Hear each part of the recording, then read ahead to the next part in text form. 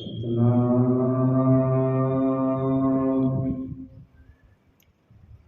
ਸ੍ਰੀ ਵਾਹਿਗੁਰੂ ਸਾਹਿਬ ਜੀ। ਜੁਡੋਤ ਬੰਧਨ ਅਨਕ ਵਾਰ, ਸਰਬ ਕਲਾ ਸਮਰੱਥ, ਡੋਲਣ ਤੇ ਰਾਖ ਪ੍ਰਭੂ ਨਾਨਕ ਦੇ ਕਰ ਹੱਥ।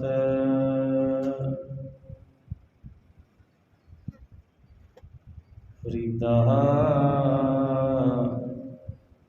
ਰੱਤੀ ਰਤ ਨਾ ਨਿਕਲੈ, ਜੈ ਤਨ ਚੀਰੈ ਕੋਏ, ਜੋ ਤਨ ਰਤੇ ਰਬ ਸਿਉ, ਤਿਨ ਤਨ ਰਤ ਨਾ ਹੋਏ। ਪਰਮ ਸਤਿਕਾਰਯੋਗ ਸਤਿਗੁਰਾਂ ਦੀ ਸਾਜੀ ਨਵਾਜੀ ਗੁਰੂ ਰੂਪ ਸਾਧ ਸੰਗਤ ਜੀ, ਵਾਹਿਗੁਰੂ ਜੀ ਕਾ ਖਾਲਸਾ, ਵਾਹਿਗੁਰੂ ਜੀ ਕੀ ਫਤਿਹ। ਆਪਣੀ ਲੜੀਵਾਰ ਜੋ ਬਾਬਾ ਫਰੀਦ ਜੀ ਦੇ ਸ਼ਲੋਕਾਂ ਦੀ ਵਿਚਾਰ ਚੱਲਦੀ ਸੀ, 50 ਸ਼ਲੋਕਾਂ ਦੀ ਆਪਾਂ ਵਿਆਖਿਆ ਸਰਲ ਅਰਥਾਂ ਵਿੱਚ ਕਰ ਲਈ। ਹੁਣ ਅੱਗੇ ਆਪਾਂ ਵਿਚਾਰ ਕਰਦੇ ਹਾਂ। ਫਰੀਦਾ ਰੱਤੀ ਰਤ ਨਾ ਨਿਕਲੈ, ਜੇ ਤਨ ਚੀਰੇ ਕੋਏ। ਰਤੀ ਰਤ ਨਾ ਨਿਕਲੇ, ਜੇ ਤਨ ਚੀਰੇ ਕੋਏ। ਰਤੀ ਰਤਾ ਜਿਤਨੀ ਵੀ, ਕਹਿੰਦੇ ਫਰੀਦ ਜੀ, ਜੇ ਕੋਈ ਰੱਬ ਦੇ ਪਿਆਰ ਵਿੱਚ ਰੰਗੇ ਹੋਏ ਦਾ ਸਰੀਰ ਚੀਰੇ, ਤਾਂ ਉਸ ਵਿੱਚੋਂ ਰਤਾ ਜਿਤਨਾ ਵੀ ਲਹੂ ਨਹੀਂ ਨਿਕਲਦਾ। ਪਰ ਇਹ ਫਰੀਦ, ਤੂੰ ਤਾਂ ਮਸੱਲੇ ਤੇ ਕਫਨੀ ਨਾਲ ਨਿਰਾ ਬਾਹਰ ਦਾ ਹੀ ਖਿਆਲ ਰੱਖਿਆ ਹੋਇਆ ਹੈ। ਜੋ ਤਨ ਰਤੇ ਰੱਬ ਸਿਉ, ਤਿਨ ਤਨ ਰਤ ਨਾ ਹੋਏ।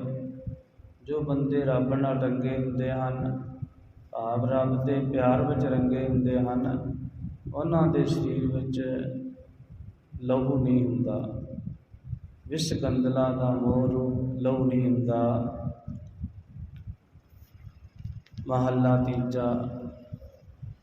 ਇਹੋ ਤਨ ਸਭੋ ਰਤ ਹੈ, ਰਤ ਬਿਨ ਤਨ ਨਾ ਹੋਏ।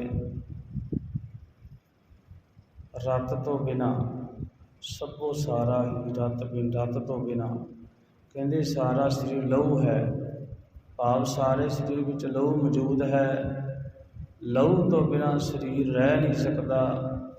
ਫਿਰ ਸਰੀਰ ਨੂੰ ਚੀਰਿਆਂ, ਭਾਵ ਸਰੀਰ ਦੀ ਪੜਤਾਲ ਕੀਤਿਆਂ ਕਿਹੜਾ ਲਹੂ ਨਹੀਂ ਨਿਕਲਦਾ, ਸੋ ਜੋ ਸਹਿ ਰਤੇ ਆਪਣੇ, ਤਿਤ ਤਨ ਲੋਭ ਰਤ ਨਾ ਹੋਏ।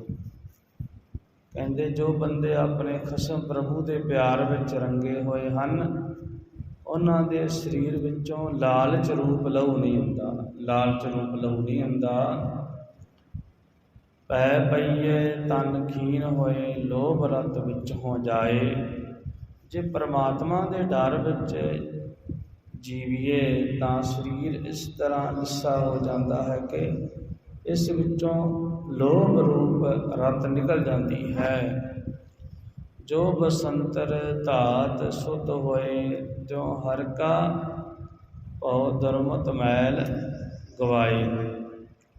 ਜਿਵੇਂ ਅੱਗ ਵਿੱਚ ਪਾਇਆ ਸੋਨਾ ਧਾਤ ਸਾਫ਼ ਹੋ ਜਾਂਦੀ ਹੈ, ਇਸੇ ਤਰ੍ਹਾਂ ਪ੍ਰਮਾਤਮਾ ਦਾ ਡਰ ਮਨੁੱਖ ਦੀ ਭੈੜੀ ਮੱਤ ਰੂਪ ਮੈਲ ਨੂੰ ਕੱਢ ਦਿੰਦਾ ਹੈ। ਭੈੜੀ ਮੱਤ ਨੂੰ ਭੈੜੇ ਕੰਮਾਂ ਵੱਲ ਨਹੀਂ ਜਾਂਦਾ, ਕਿਉਂਕਿ ਪ੍ਰਮਾਤਮਾ ਦਾ ਭੈ ਹੈ, ਡਰ ਹੈ ਕਿ ਕੋਈ ਵੀ ਮਾੜਾ ਕੰਮ ਕਰਦਾ ਹੈ ਤਾਂ ਕਹਿੰਦਾ ਮੈਨੂੰ ਹੋਰ ਭਾਵੇਂ ਕੋਈ ਨਹੀਂ ਵੇਖ ਰਿਹਾ, ਉਹ ਪ੍ਰਮਾਤਮਾ ਰੱਬ ਖੁਦਾ ਤਾਂ ਵੇਖ ਹੀ ਰਿਹਾ ਹੈ। ਆਖੋ ਸਤਿਨਾਮ ਸ੍ਰੀ ਵਾਹਿਗੁਰੂ ਜੀ। ਇਸ ਕਰਕੇ ਉਹ ਮਾੜਾ ਕੰਮ ਨਹੀਂ ਕਰਦਾ ਅਤੇ ਉਹ ਉਸ ਦੀ ਫਿਰ ਮੈਲ ਵੀ ਉਤਰ ਜਾਂਦੀ ਹੈ, ਭੈੜੀ ਮੱਤ ਦੂਰ ਹੋ ਜਾਂਦੀ ਹੈ। ਨਾਨਕ ਤੇ ਜਨ ਸੋਹਣੇ, ਜੇ ਰੱਤੇ ਹਰ ਰੰਗ ਲਾਏ।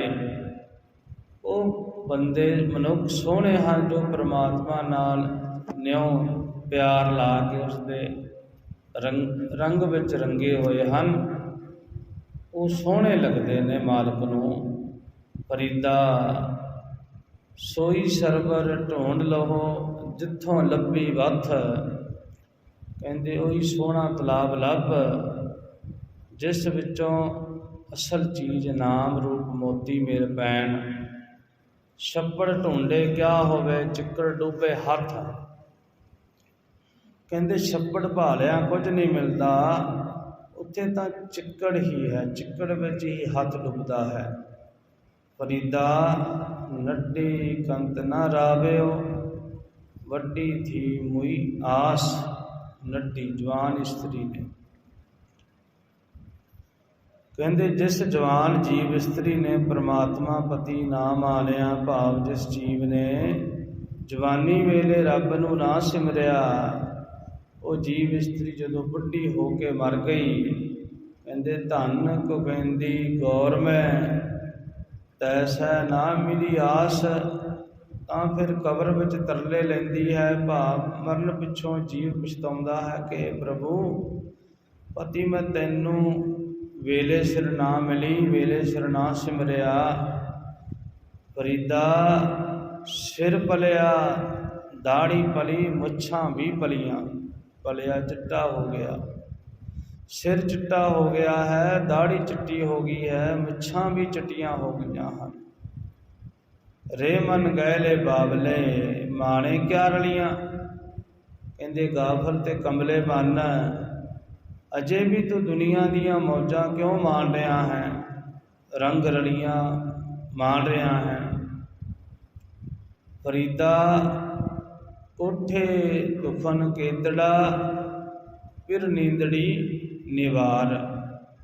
कहते कोठे की दौड़ कित्थों तक है, भाव कोठे उत्ते दौड़ लम्मी नहीं हो सकती, छत उत्ते कोठे की छत उत्ते। इस तरह रब वालों गाफल भी कद तक रहेगा, उम्र आखिर मुक जाएगी।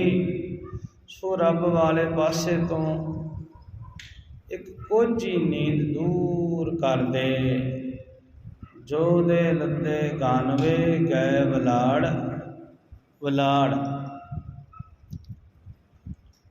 जो गिनवें दिन मिले हैं, वो छाला मार मार के मुकते जा रहे हैं। जिवें आपां वेखिआ कई साल पता नहीं लगता कदों लंघ गए, जवान बड़े बचपन लंघ गया, जवानी लंघदी जा रही है। उदों पता लगना जब साडा बड़ेपा आ गया। असीं कहना असीं जवान सी, हुण बड़ेपा भी आ गया। कहते छाला मार मार के मुकते जा रहे हैं दिन, जो गिनती दे मिले ने, श्वास गिनती दे मिले ने। फरीदा कोठे मंडप माड़ियां, एत ना लाए चित। कहते ये जो तेरे घर ते महल माड़ियां हैं, इन्हां दे इस सिलसिले विच चित ना जोड़, इन्हां विच ही ना चित जोड़ी रख।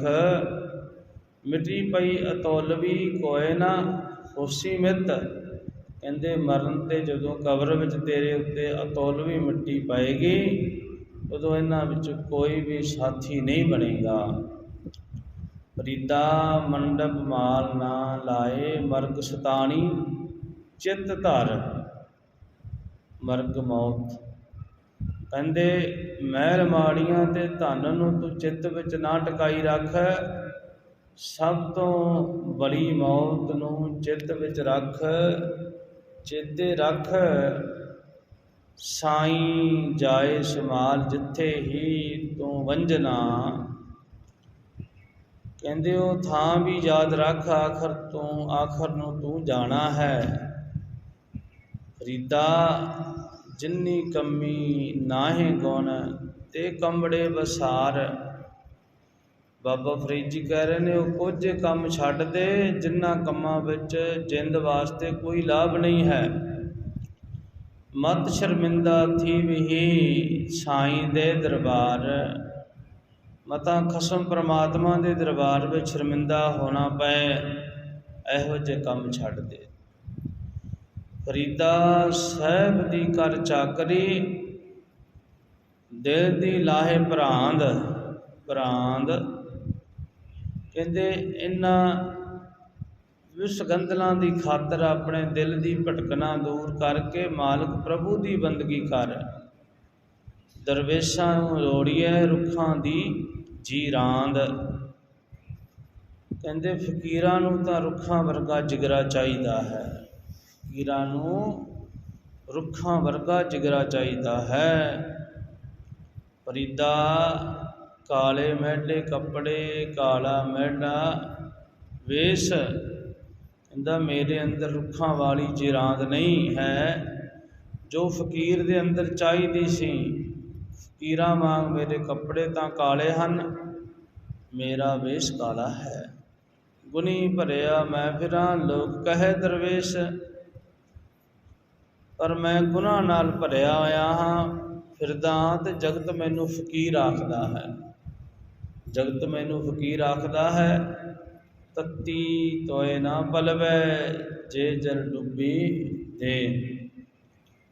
पानी विच सड़ी हुई खेती फिर हरी नहीं हुंदी, भावें उस खेती नूं पानी विच कोई डुबो देवे।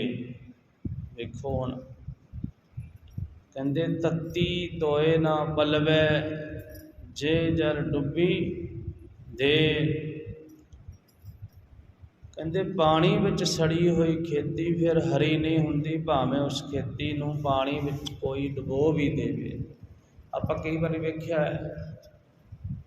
वेख्या आपां कई वारी पानी विच में झोने की फसल पानी उपर आ जाता है, पानी ओवर हो गया उपर चढ़ गया तो झोना जिहड़ा सड़ जाता है। फिर उन्होंने जिन्ना मर्जी असी कोशिश करिए फिर हरा भरा नहीं होंदा। इस तरह फसल जो डुब जाए पानी में सड़ी हुई फसल फिर हरी नहीं होंदी, भावें उन्होंने जिन्ना मर्जी जो मर्जी की जाइए। कहंदे फरीदा जो डहागन रब दी चुरे दी चुरे। कहंदे इस तरह जो जीव इस्त्री अपने वल्लों रब दे राह ते तुरदी होई भी रब तो विछड़ी हुई है, वो सदा ही दुखी हुंदी है।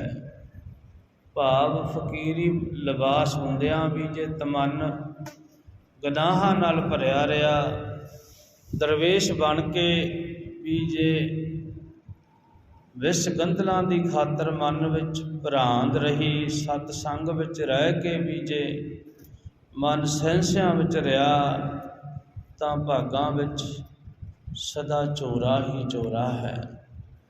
बाबा जी कहते हैं फरीदा जो डहाकन रब दी चुरे। इस दा भाव के धार्मिक लिबास भी पाया है, कपड़े भी भगवे पाए ने, पर फिर भी वो लिबास ही कला पाया है, अंदरों कोई रब दे नाल प्रेम नहीं प्यार नहीं। कहंदी वो फिर जीव आत्मा चुरे दी चुरे ही चिंता दे विच ही रहिंदी है। जा कुवारी तां चाओ विवाही तां मामले। देखो बाबा जी ने किहड़ी उदाहरण दी, ध्यान नाल सरवण करो। कहंदे विवाही हुंदा है जदों विआही गई, उन्होंने विआही कहंदे ने। कहंदे जदों लड़की कुवारी हुंदी है उसनूं विआह दा चाव हुंदा है, पर जदों विआही जाती है तो जंजाल पै जाते हैं। बाबा फरीद जी कहते हैं जा कुवारी तां चाओ, कुवारी सी तो चाह सी, विआही गई तो मामले, विवाही तां मामले, फिर जंजाल पै गए। फरीदा इहो पछोतावा वत कुवारी ना थीए। कहते उस वेले ही पछतावा हुंदा है कि मैं मुड़ कुवारी नहीं हो सकती। भाव कि वो पहला वाला चाओ मन दे विच पैदा नहीं हो सकता, पहला वाला चाओ पैदा नहीं हो सकता।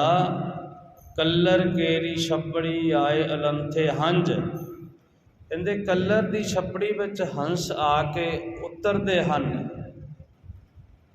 उतरते हैं चिंजू बोड़ ना पीवह उडन संधी डांझ। कहते वो हंस छपड़ी विच अपनी चुंझ डोबते हैं, पर वो मैला पानी नहीं पींदे, उन्हां नूं उत्थों ਉੱਡ जाण ਦੀ ਤਾਂਘ ਲੱਗੀ ਰਹਿੰਦੀ है। हंस उडर कोदरै पया, लोक वंडारन जाए। हंस ਉੱਡ के ਕੋਧਰੇ ਦੀ ਪੈਲੀ ਵਿੱਚ ਜਾ ਕੇ ਬੈਠਾ ਤਾਂ ਦੁਨੀਆ ਦੇ ਬੰਦੇ ਉਸ ਨੂੰ ਉਡਾਣ ਜਾਂਦੇ ਹਨ।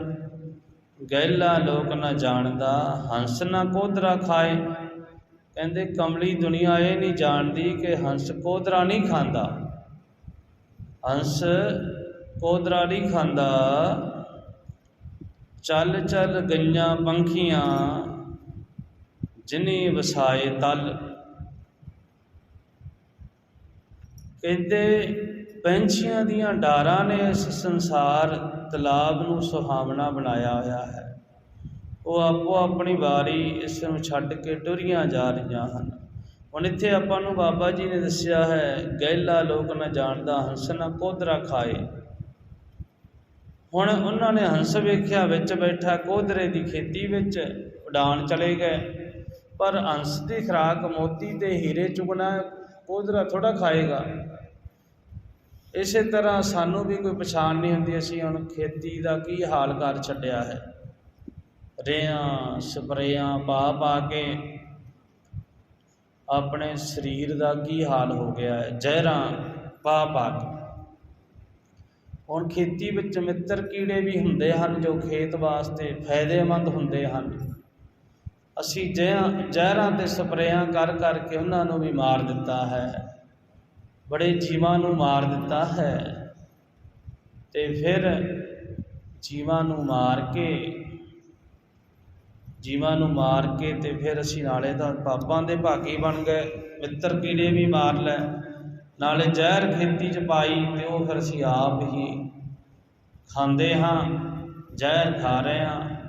ਇਸ ਕਰਕੇ ਹਰ ਇੱਕ ਬੰਦੇ ਦੀ ਦਵਾਈ ਚੱਲਦੀ ਹੈ, ਹਰ ਇੱਕ ਇਨਸਾਨ ਦੀ, ਕਿਉਂਕਿ ਅਸੀਂ ਔਰਗਨ ਖੇਤੀ ਭੁੱਲ ਗਏ ਹਾਂ। ਤੇ ਜਿਹੜਾ ਕੁਝ ਫਾਇਦੇ ਵਾਲੇ ਜੀਵ ਜੰਤੂ ਸੀ ਉਹ ਵੀ ਅਸੀਂ ਮਾਰ ਦਿੱਤੇ ਹਨ। ਆਖੋ ਸਤਿਨਾਮ ਸ੍ਰੀ ਵਾਹਿਗੁਰੂ ਜੀ।